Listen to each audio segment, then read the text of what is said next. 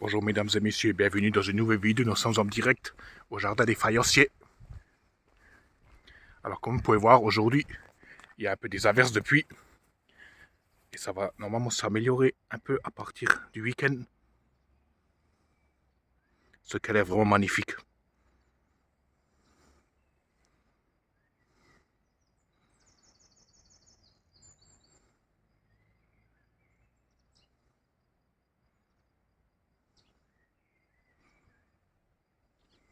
Alors comme vous pouvez voir, là, pour l'instant il ne pleut pas. Et je vous profite de faire cette vidéo au moulin de la Blise de Sarreguemines, qui est un magnifique jardin. Et plus un endroit où il y a dedans des ustensiles et de la poterie, ce qu'elle est vraiment magnifique. Alors comme vous pouvez voir là, ils ont même mis un banc en bois où on peut s'asseoir pour se reposer, surtout si on a fait une bonne balade et pour les personnes âgées.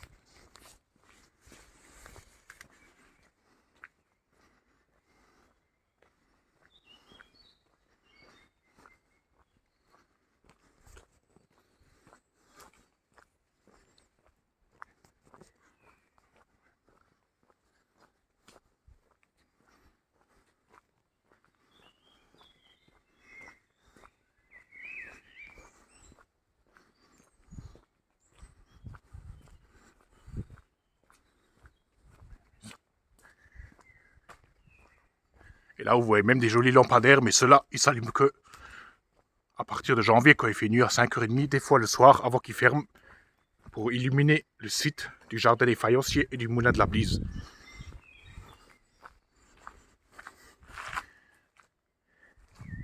Et par contre, en hiver, on peut bien les voir parce qu'il n'y a pas de feuilles sur les arbres, ce qu'elle est vraiment magnifique.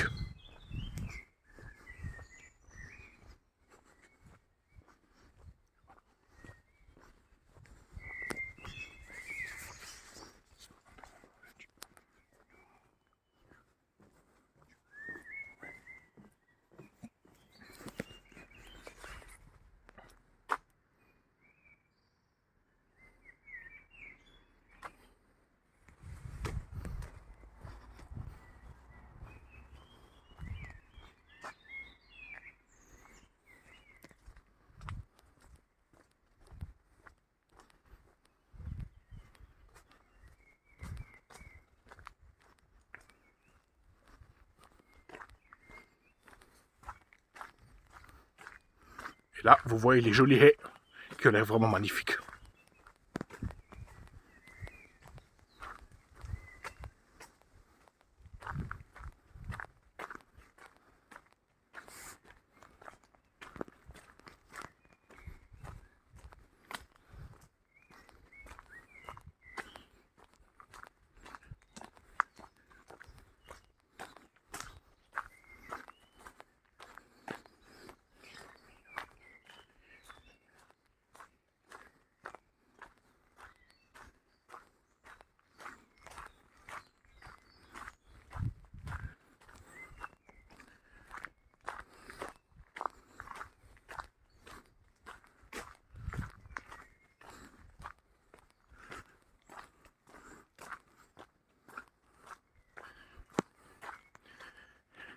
Et là aussi, vous pouvez voir un joli arbre au-dessus de la déco, qu'elle est vraiment magnifique.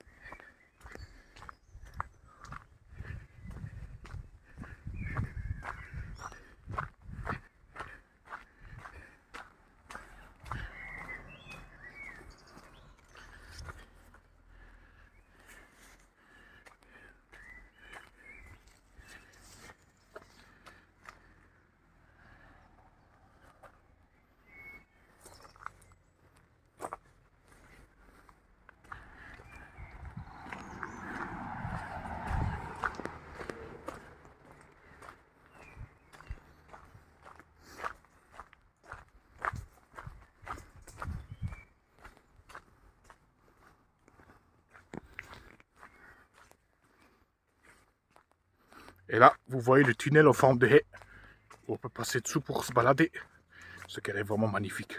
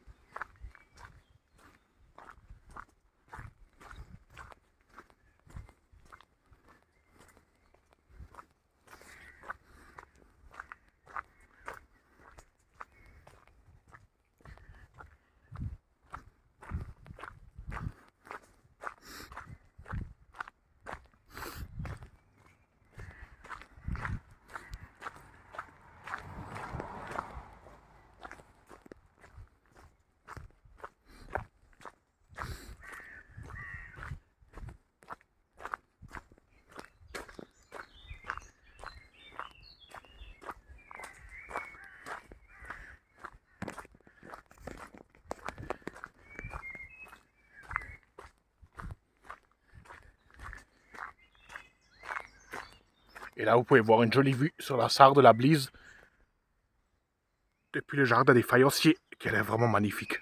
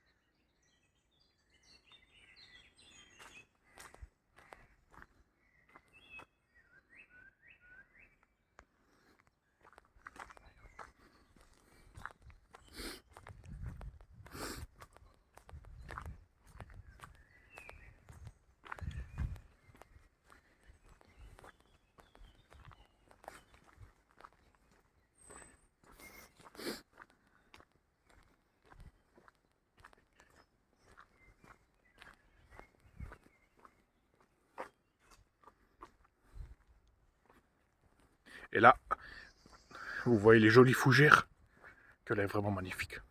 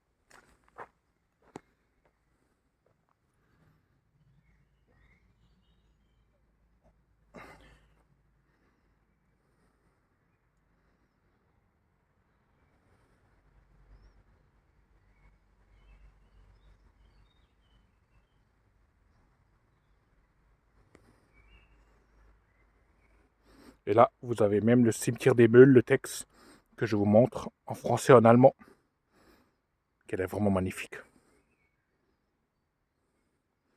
Et comme vous pouvez voir, on n'a non plus pas le droit de toucher aux œuvres, parce que ça doit être des jolies œuvres qui coûtent sûrement très cher.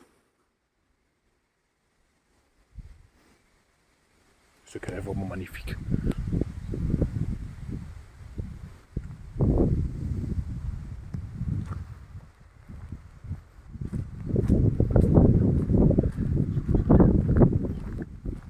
Et là, nous sommes à l'ère de pique-nique où on peut pique-niquer à midi comme et où on peut prendre le goûter aussi. Ce qu'elle est vraiment jolie.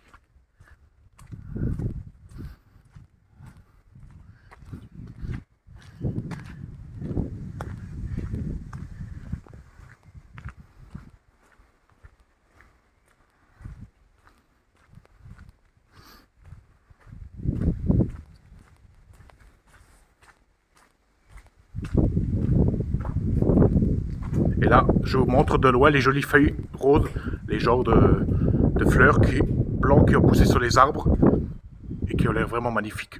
Et le four en décoration, ce qu'elle est vraiment magnifique.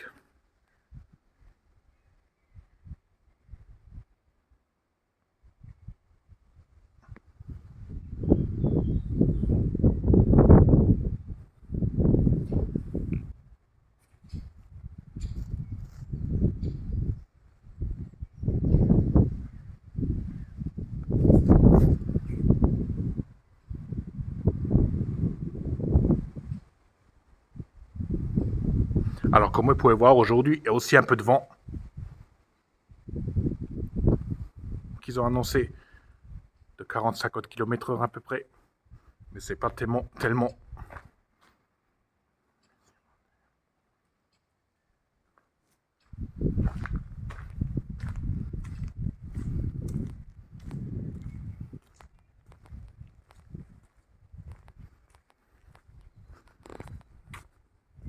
Et là, vous voyez l'atelier de poterie, c'est même écrit dessus, ce qu'elle est vraiment magnifique.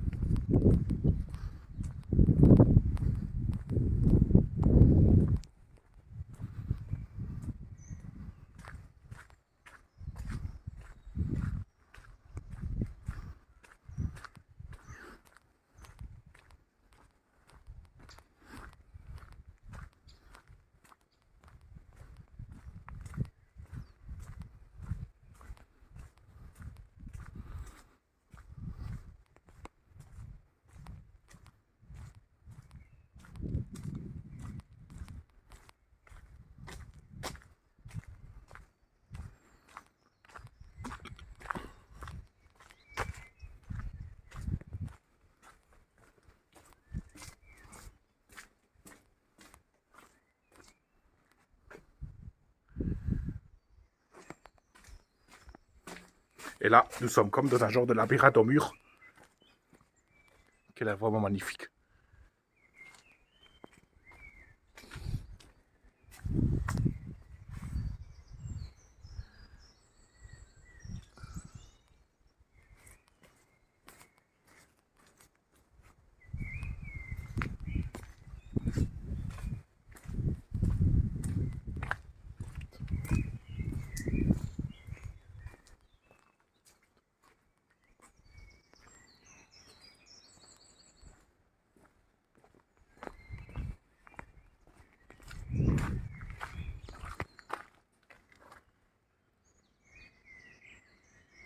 Et là, je vous montre un texte de l'atelier des pâtes trouillardes et cuves de stockage des pâtes.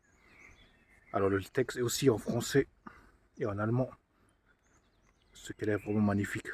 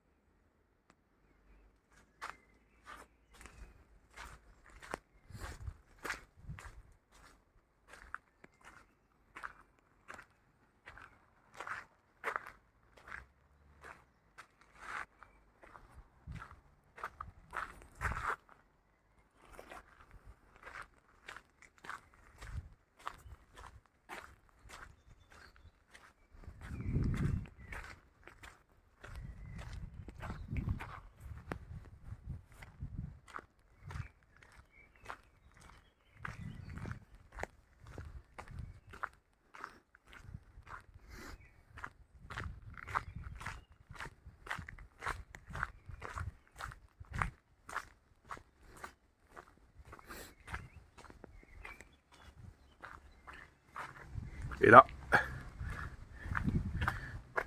vous avez même aussi un texte qui explique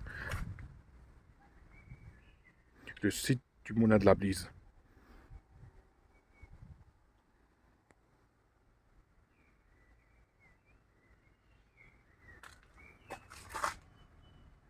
Et vous voyez même en dessin le site. Alors je crois que ça va jusqu'au numéro 9, au jardin des faïenciers, ce qu'elle est vraiment magnifique.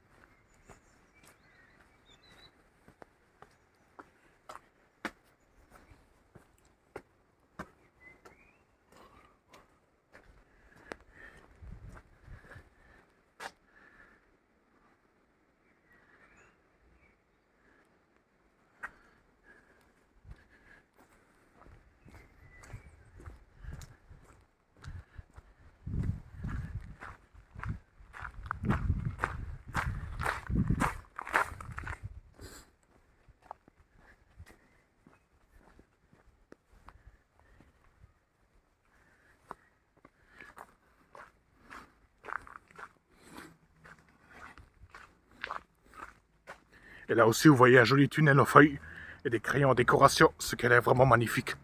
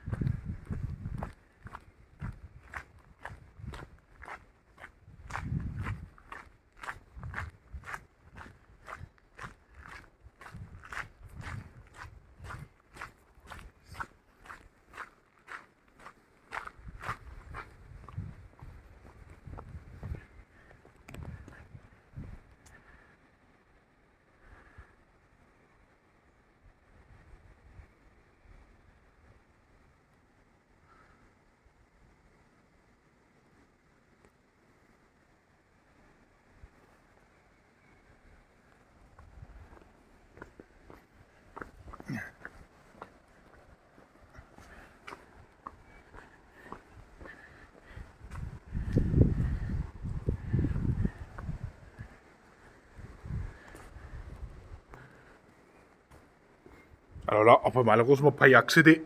Alors je vous le filme, parce qu'ils ont mis une chaîne.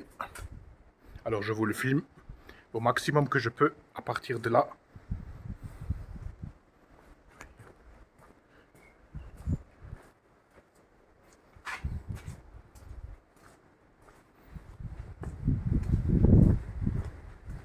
Et là,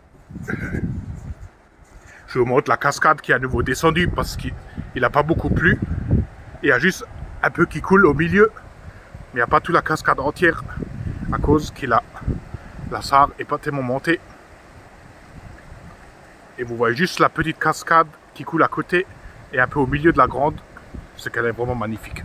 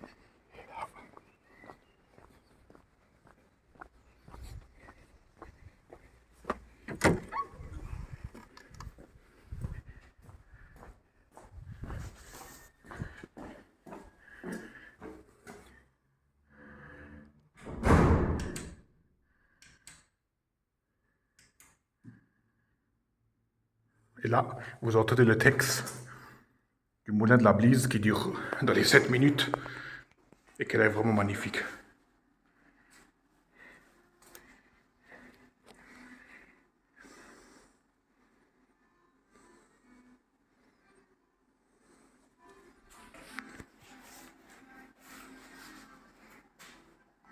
Ville frontière traversée par une rivière navigable, Sarreguemines était faite pour la révolution industrielle. Dès l'aube du XIXe siècle, les propriétaires fonciers et les paysans ont répondu à l'appel des machines à vapeur. Ils sont devenus capitaines d'industrie et ouvriers. Ensemble, ils ont créé la faïencerie de Sarreguemines. L'organisation paternaliste des familles dirigeantes successives et le savoir-faire des ouvriers, la prospérité puis le déclin économique de la faïencerie ont profondément marqué la ville et ses habitants. Dans ce moulin, les hommes et les femmes de Sarreguemines ne nous transmettent pas seulement la mémoire de leur travail et de leur technique. Ils nous donnent à voir le récit d'une histoire industrielle moderne.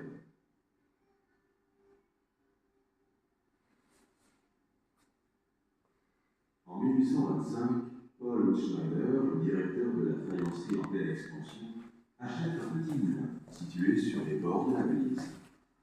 Bientôt, il le convertit en moulin à cailloutage et le spécialise dans la fabrication de pâtes à faïence. En 1841, son successeur, Alexandre de Gaillère, obtient l'autorisation d'y établir une turbine. En 1851, le bâtiment est prolongé pour y installer une seconde turbine qui remplace la vieille roue à aube. Depuis cette époque, il y a un siècle et demi, le moulin de la Blyse n'a plus changé d'aspect. Construit en pierre de taille sur 3 étages, le bâtiment mesure 44 mètres de long et 10 mètres de large. L'intérieur est peu cloisonné. Chaque étage forme un grand hall ouvert.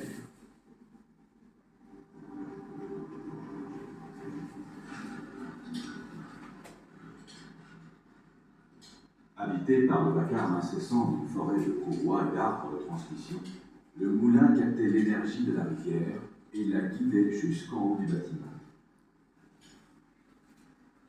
La matière première suivait son chemin le long du même enchevêtrement complexe. Puis, comme si elle avait été digérée par cette énorme machinerie, elle redescendait au travers des différentes étapes d'affinage. À la sortie du moulin, la matière transformée suivait le chemin de fer jusqu'à une péniche, qui l'emportait ensuite vers les ateliers de fabrication. Pour compenser la faiblesse du courant, les turbines étaient de grande dimension. Tapie dans l'ombre des sous-sols, elle fournissait toute son énergie au moulin. Avec l'intermédiaire d'un engrenage conique, la force motrice était distribuée par un arbre de transmission horizontale. Ensuite, un système complexe d'engrenages, de courroies et d'arbres répartissait l'énergie entre les machines.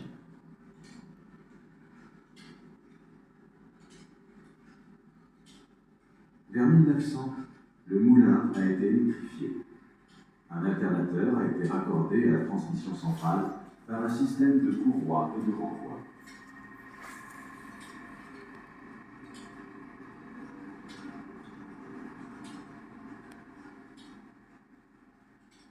Les matières premières arrivaient au moulin dans de petits wagons en suivant des passerelles. Une passerelle reliait le premier étage à la bâtisse ouverte abritant le four à calciner et la meule verticale à galets. L'autre passerelle reliait le deuxième étage au hangar de stockage.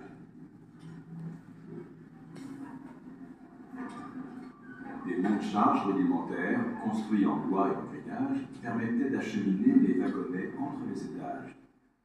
Dans le grand hall du premier étage, des broyeurs de type Alsing écrasaient finement les matières premières. Ils étaient actionnés par un système de chaînes ou de courroies en cuir reliées à la transmission centrale.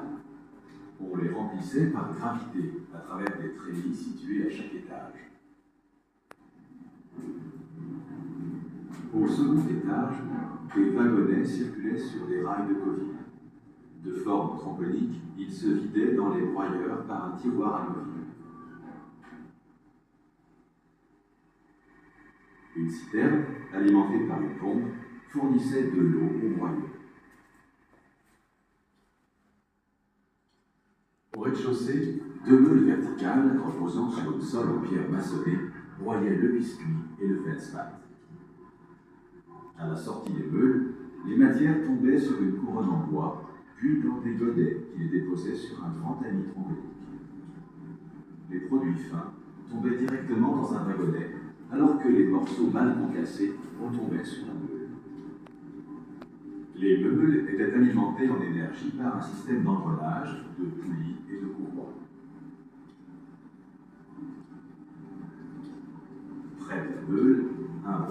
mâchoire assurait un premier concassage des blocs de feldspar. Toujours au rez-de-chaussée, on préparait les émaux avec 4 petits broyeurs à zinc, reliés à la transmission centrale par des courroies. À proximité, un filtre presse permettait de raffermir les couleurs avant leur transport vers les autres usines de la faïencerie.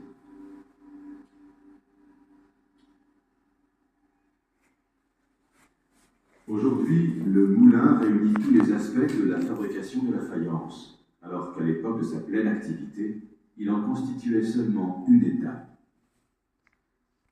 Ainsi réaménagé, il nous raconte une histoire de terre et de feu, pleine de savoir-faire et de passion, celle des hommes et des femmes de la faïencerie de Sarreguemines.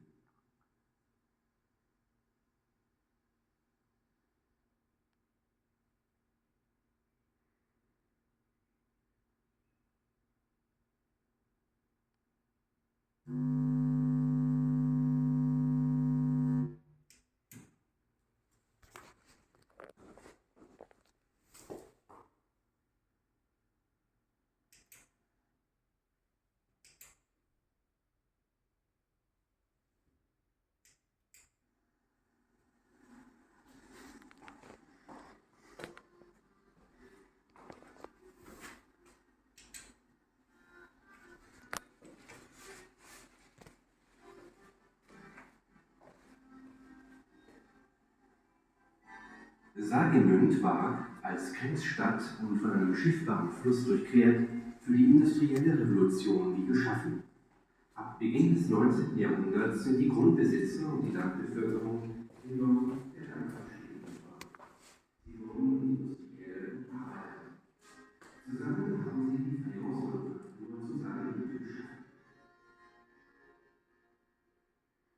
Die patriarchalische Organisation der Familien, die innerhalb der Leitung übernahm, und das Know-how der Arbeiter, der Aufschwung und danach der wirtschaftliche Rückgang der Faïence-Manufaktur haben die Stadt und die Einwohner stark getrennt.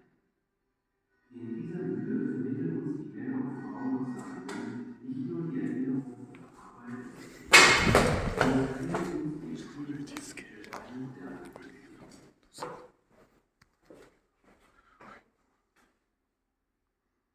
Im Jahre 1825 kaufte Paul Gutzschneider, der Direktor der in vollem Aufschwung befindlichen Faïence-Manufaktur, eine kleine, an den Ufern der Wies gelegene Mühle.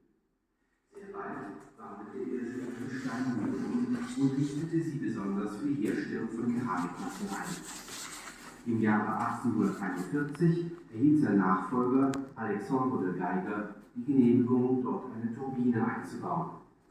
1851 wurde das Gebäude erweitert, um eine zweite Turbine einzubauen, die das alte Schaufelrad ersetzte. Seit dieser Zeit, vor 1,5 Jahrhunderten, hat die Wiesmühle ihr Aussehen nicht mehr verändert. Et là-bas, vous voyez même un ascenseur que vous pouvez prendre jusqu'au 2e étage pour monter et descendre, ce qu'elle est vraiment magnifique. Und eine Breite von 10 Metern auf. Innen gibt es wenig Zwischenwände. Jedes Stockwerk besteht aus einer großen offenen Halle.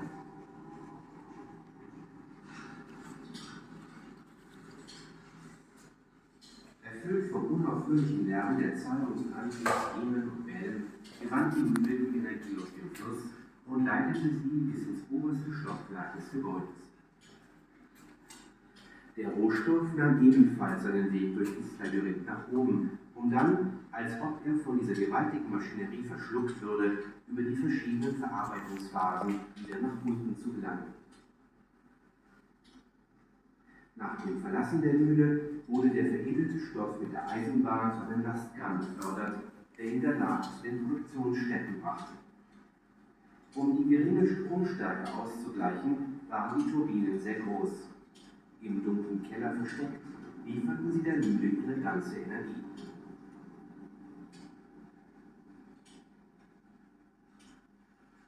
Mittels eines Kegelradgetriebes wurde die Kraft entlang einer horizontalen Antriebswelle verteilt. Danach verteilte ein komplexes System von Getrieben, Riemen und Wellen die Energie auf die Maschine.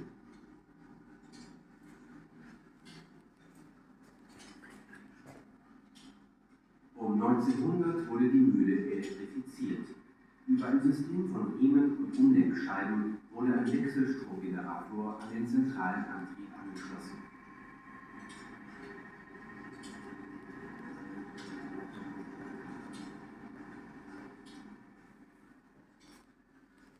Die Rohstoffe kamen in kleinen Waggons über Stege in der Mühle an. Ein Steg verband das erste Stockwerk mit dem offenen Gebäude, das den Kalzinierofen und den Kollergang beherbergt. Der andere Steg verband das zweite Stockwerk mit den Lagerschuppen.